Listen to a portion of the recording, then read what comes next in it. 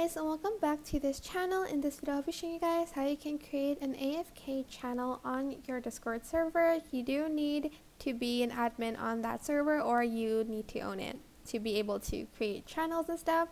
So I'm just going to add like a channel like randomly, and I'm just going to select the voice one, and I'm going to name it AFK create channel, and I'm going to move it up here.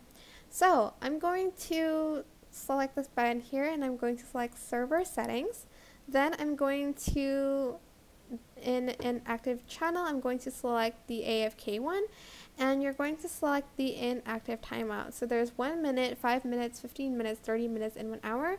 So if this person is AFK for like more than the minutes you choose, they will be just moved to the AFK section, and they will be just deafened in that section as well automatically. So I usually choose the like 15 to like 30 minutes one, but you're going to just select the inactive timeout that you want, and then you are going to select save changes, and that is basically it. So let's just go to the AFK channel, and as you can see, I will be like muted, not deaf, sorry, I will just be muted there.